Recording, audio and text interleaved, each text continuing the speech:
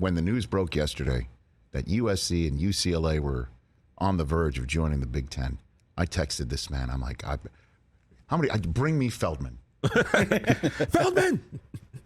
As if he's at my beck and call. But so thrilled to have on the Mercedes-Benz Vans phone line a man who can help us make heads or tails of what the hell is happening in college football from Fox Sports and The Athletic. Our friend Bruce Feldman back here on the program. How you doing, Bruce? I'm doing well, Rich. Busy couple of days in college athletics. Well, I mean, it's just great to live in Big Ten country here in Los Angeles, Bruce. Just great. You don't have to shovel. It's even better. It's the best Big Ten country possible. Oh, my God. This is great. I love it. Honestly, I look up at the sky.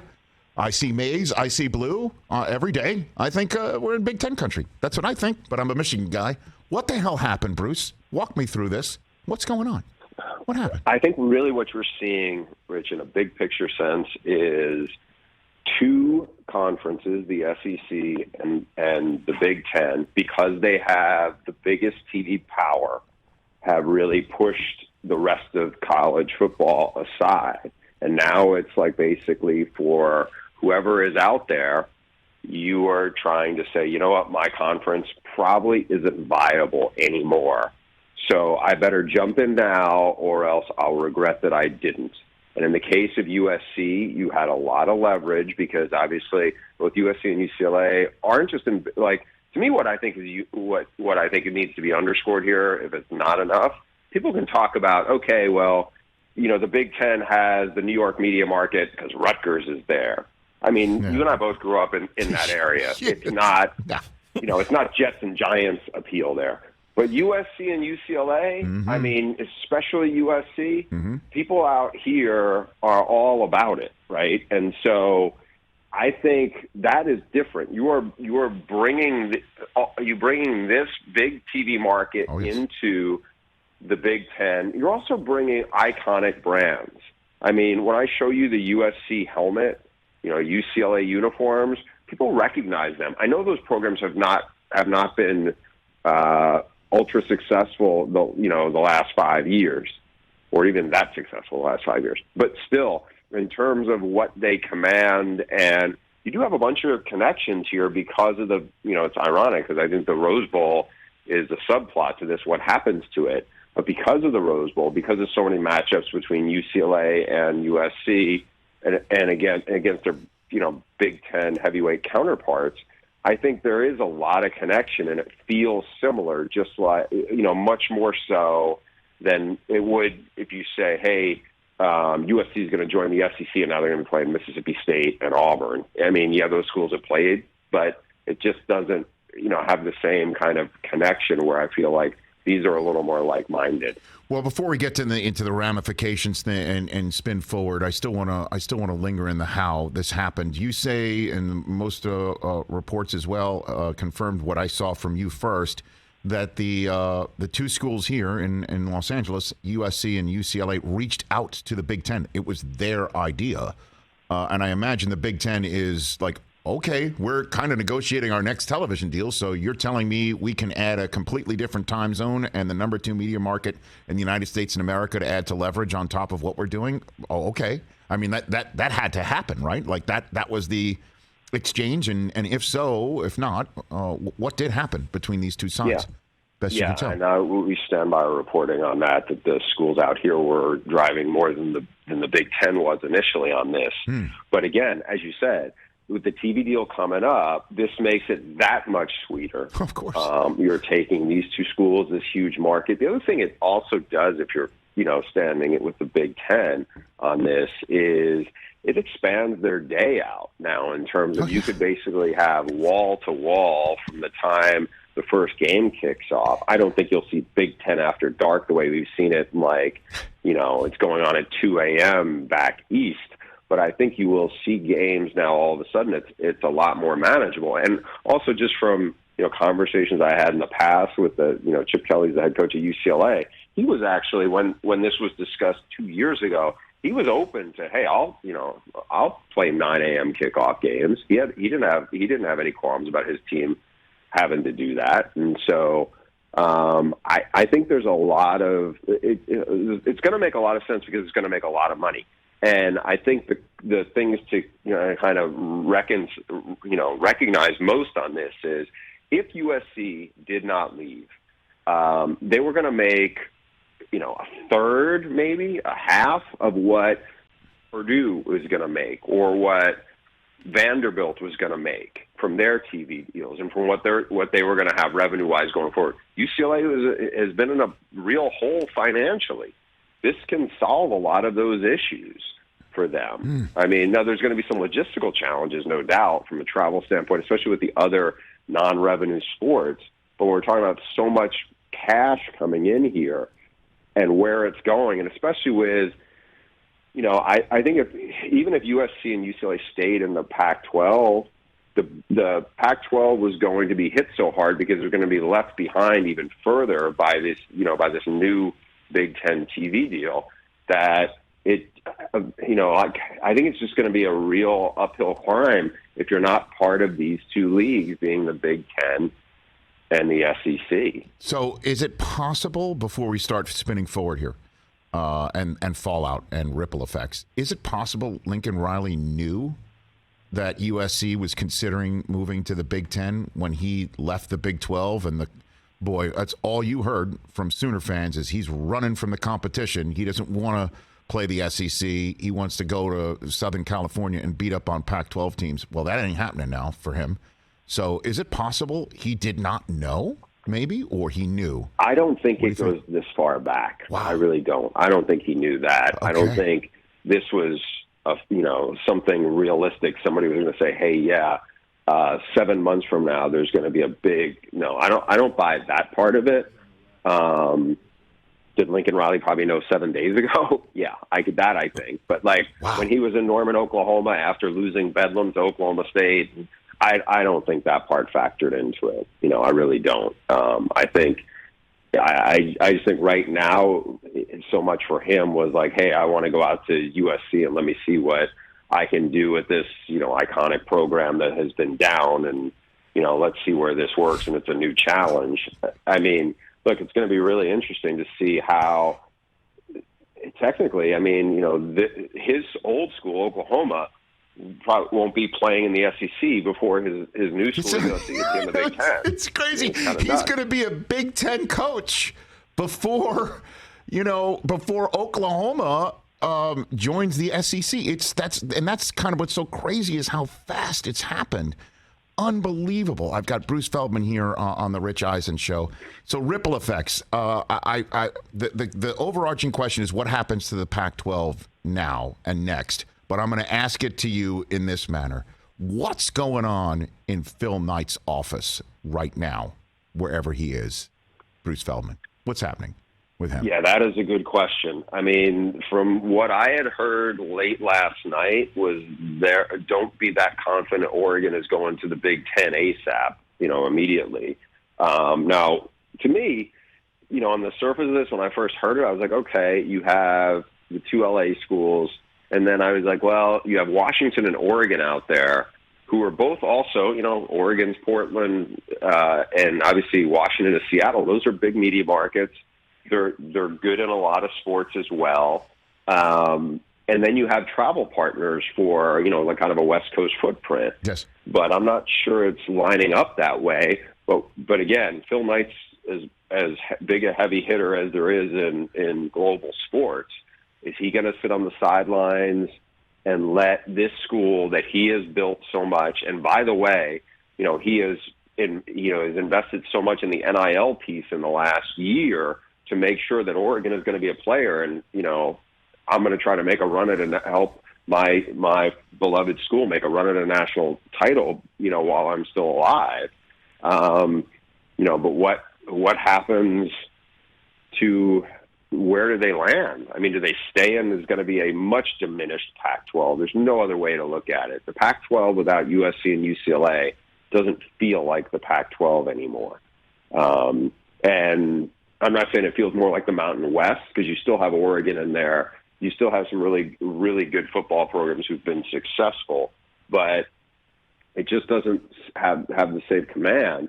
I don't know if there's another alternative potentially to partner up with the Big 12, which is already expanded. I mean, if I was the Big 12, I would probably be very intrigued by the idea of being able to bring in Phil Knight's school, Washington, certainly try to get in Utah, which has been good and is connected to some of the new members there. I mean, there's some interesting dominoes here. Now, Oregon's not the biggest domino, but because of Phil Knight, they're certainly one of the two most intriguing dominoes that's still out there. No question, Bruce Feldman, because you want to talk about what potential bigger dominoes than Oregon might be. There's Notre Dame, obviously all eyes on Clemson or whatever ACC alliance that needs to be held together in the ACC due to money. I think I read something that there is a clause in their television contracts. Right? It's a grant of rights. Now, with the ACC, that it's a long-term deal and it's unwieldy. Now, how well will that hold up in court? I don't know for sure. Nobody feels that confident in that. But what's different is because Notre Dame is a partner in the other sports with the ACC, but my understanding is Notre Dame's grant of rights is not tied in with football, and so it's a really, really small dollar figure that would not be prohibitive for them. And I think if you're Notre Dame, it's Big Ten strong academic footprint. They're obviously geographically, it makes a lot of sense. Now you have USC, which is your arch rival, is already going there. The part that I think would be something to keep an eye on is when Greg Sankey, the SEC commissioner, a couple of weeks back, kind of made some rumblings about how, well, maybe we could have our own playoff just among SEC schools. Now, the idea that maybe the Big Ten and the SEC, the expanded Big Ten, the expanded SEC, could have their own playoff would have a lot more credibility now that you're basically looking at like 32, 35 schools. And I think that, yes, if you're Clemson, if you're like the schools that traditionally have won a lot of championships, Clemson, Miami, Florida State, they would be on the outside unless they either get brought into one of the other two, SEC or Big Ten. But what I'm wondering is, Notre Dame has always had a seat at the table of the playoff. If Greg Sankey and Kevin Warren decided to say, hey, let's talk about our two leagues having this playoff potentially, is Notre Dame part of that? If they're not part of the either the SEC or certainly the Big Ten, my guess is they probably wouldn't have any reason to include them then. But that would be a driver to say, hey, Notre Dame, we know you have a lot of TV pull and we know you have a huge brand. We'd love to have you part of us. Let's do it. Bruce Feldman here from the Athletic Fox Sports on the day after a seismic event happened in the world of college athletics, USC and UCLA bolting for the Big Ten right here on the Rich Eisen Show. The reason why I brought up Phil Knight's name moments ago as well when it comes to what's going to happen to the Pac-12 and what's going to happen with Oregon, and that's a very big piece, is also because the reason why I brought it up is because of this. Look, you just mentioned how the Big Ten and the SEC might get together with a much larger group of member schools than what they currently have and say, let's do our own playoff, and then there'll be other teams and schools left out, and Oregon could be one of them, right? And the Big 12 could be left out, and some of the ACC could be left out because they have to stick together for whatever legal and financial reasons into the next decade. So there's two entities in my mind that could get this all together, where everybody gets together and figures out who's in, who's out, and just lift the kimono or burn it completely, like I said yesterday on yesterday's show upon the news of USC and UCLA. But this whole business of NCAA football, college football is now done. It's toast. NIL is the accelerant. Everybody's moving around. Let's get together and figure out who's in, who's out, and what the playoffs is going to be. There's two entities, the television entities, but I think there's too much competition amongst that, and Phil Knight. Phil Knight could be the guy who comes in and says the money of shoes and money of jerseys. A lot of these member schools are the ones who run to Nike to say, we want to switch to you, right? So he could make something like this happen as well, don't you think? Or am I off? Because this is the way it's going to go. Who's going to make sure it happens? I don't know on that. I honestly, on the latter part. The one thing when you said there were two entities, and I say this, I'll preface it by the caveat of I work at Fox Sports in addition to the Athletic. Of course. But there are two entities right now. The SEC is largely, ESPN. right now, and the Big Ten Network has obviously Fox. It's Fox. So the big two TV entities. If that is something, they're obviously the companies work together in a draft when it comes to sorting out how the TV schedule gets sorted out. Yes. I don't want to jump way ahead, but when you were talking about there's two entities that could do that, those are the two entities. And that's not to say that there aren't other broadcast partners. CBS is losing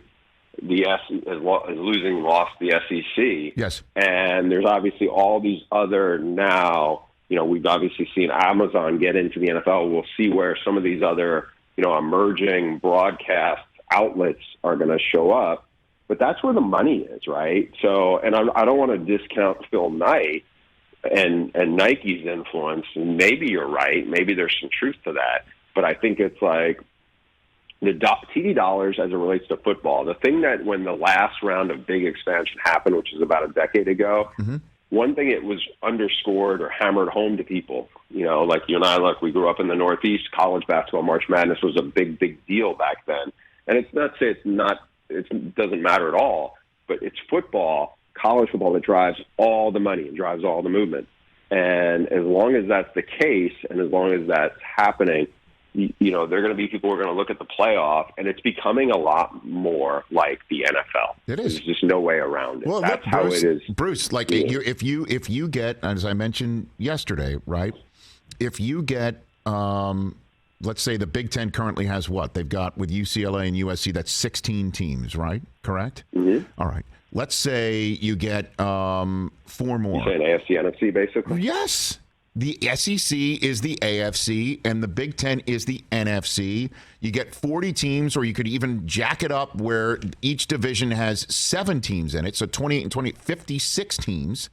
And that's college football. And one side has its own playoffs. The other side has its own playoffs. And they meet in the college Super Bowl. This is the way it's going to go. NIL is like that, is the accelerant you pour. You spray on a your grill or your barbecue that hasn't really sparked yet, but the coals are already burning. This is happening. I mean, it's clearly going to happen. The question is when, and who's going to be the entity that puts it together? If it's the College Football Playoff Committee, if it is in the offices of Bristol, Connecticut, and Los Angeles, California, of ESPN and Fox, or Phil Knight's coming in, somebody's going to put it together. And the question is how much of poaching is going to happen before the momentum gets us there. That's what I'm thinking, Bruce. Yeah, the other thing that ties to this is there's been so much hand-wringing over how NIL is playing out in terms of just the wild, wild west. I think there's a lot of people, inside the sport who would prefer some, I don't want to use the term guardrails because that was an NCAA term, but some kind of leadership on this, because the NCAA has completely abdicated leadership. So if you had that kind of entity emerging to manage the playoff, and I'm not talking about how the CFP does it because that's kind of a clown show, but I think there would have to be something. But right now, what you have in the sport, and it's interesting because it's about 11 months ago that the Texas and Oklahoma stuff happened to go. And it was just this crazy end run, and it felt like there was a lot of betrayal amongst the conference commissioners who are aligned, and then there was this alliance formed, and we've seen that was just a kind of a joke. And so I think if you're going to get to where you're talking about, Rich, and I don't doubt that could happen way down the road, but I think the partners here need to really, it's almost like they need to put their guns on the table, and that I don't feel like we're that close to that happening, that part of it.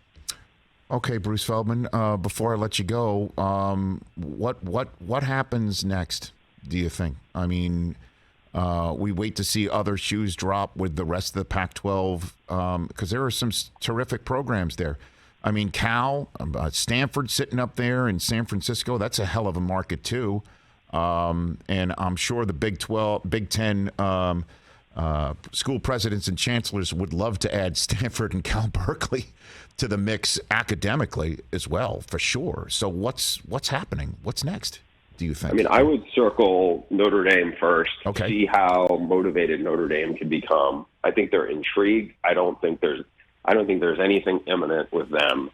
But then all of a sudden it's like, okay, what kind of pitches and what kind of, because they're in a different space, and I don't think it's cost prohibitive for them to get untangled from the ACC if it comes to that. Then I think there's a handful of ACC programs that have some attractiveness. Miami's in a big market. There's obviously a strong brand there. Florida State has had success. North Carolina, Clemson has obviously, is an iconic basketball brand. And I think that you mentioned Clemson before. I don't know if Clemson and Florida State see themselves as more potentially aligned with, in line with the SEC than they do with the Big Ten. Right. I think those are interesting questions. There's always been the rumblings about, well, Florida wouldn't want FSU or Miami in the SEC. I mean, Texas A&M may not have wanted Texas in the SEC, but it's happened, or it's happening.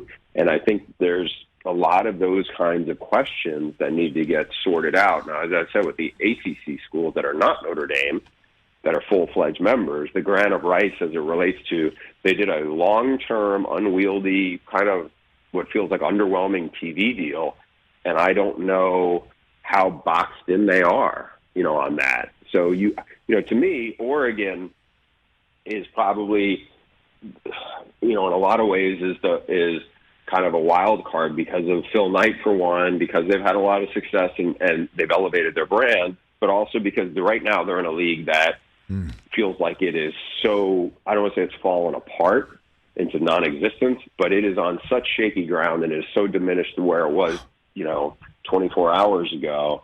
I think it's not sensible for them to stay if they have other choices. Wow.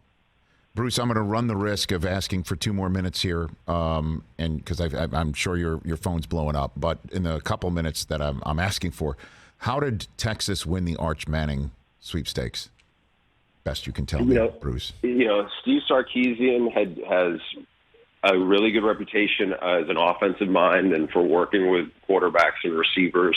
I think that school did a really good job of getting Arch comfortable. I think all of these boys, whether it's Peyton wanting to go to Tennessee or and then Eli not wanting to follow his big brother, I think, ended up going to Ole Miss where his dad went. I think in the case of here, you have somebody going, feels different.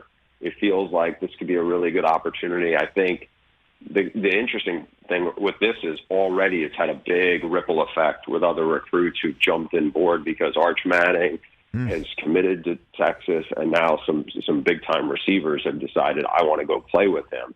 And so we'll see how much better Texas can get before they get to the SEC.